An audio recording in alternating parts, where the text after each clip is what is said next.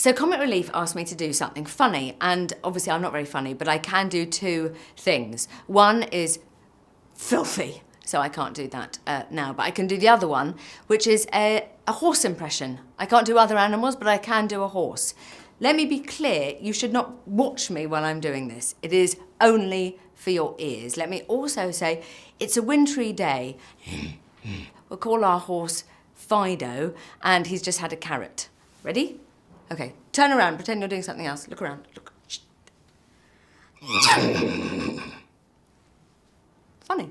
Can I have £1,000, please? I really made an effort. Red Nose Day, Friday, 13th of March, 2009. Do something funny, or funnier, hopefully. It's for money. Give it.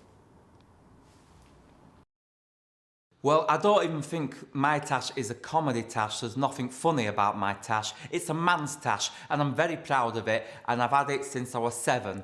And I grew a tash when I was 7, and I've never taken it off. Oh, I did once. I did take it off for charity once for some kids, a family that lived next to a nuclear plant radio station thing. And because they lived close, the radiation had caused the whole family to look like Incredible Hulk. So I shaved it off for them, and that's the only time I've shaved it off. But what does it take? A lot of drinking, because when I was going through that stage where I didn't have the tash, where I shaved it off for charity, I went out to a pub, and the beer sweat that would come out of me when I was having a hangover would create my tash to grow even faster. But I think I'm very gifted follically on the upper lip area, which is here. I have had a full beard. My mates, when we go back to Leeds, we like to grow a Santa Claus beard, just for kids, like, you know, because that's what I'm all about.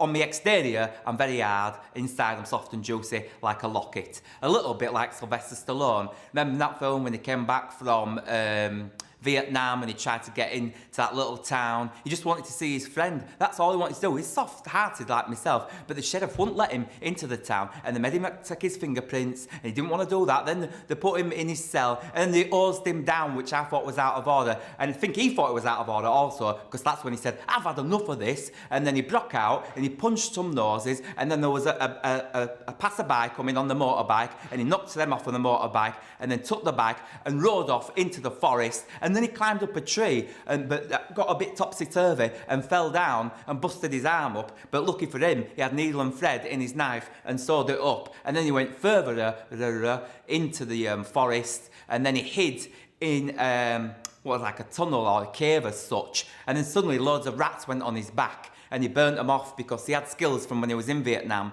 And then he got back into town, and he bumped into his old boss, the sergeant, and he said, "I just wanted to see me mate." They drew first blood, but I bet he could grow a good tash too. Last Red Nose Day, Gemma Hawkins raised a fantastic £41 by not using her phone for a whole week, which was really hard for her because she's constantly texting all her mates.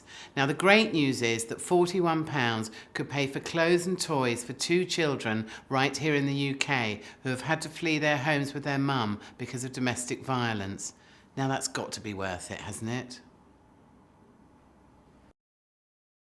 Thank you so much for watching. Now what I'd really like you to do is donate some money to Comic Relief. It's really easy. Just go to rednoseday.com.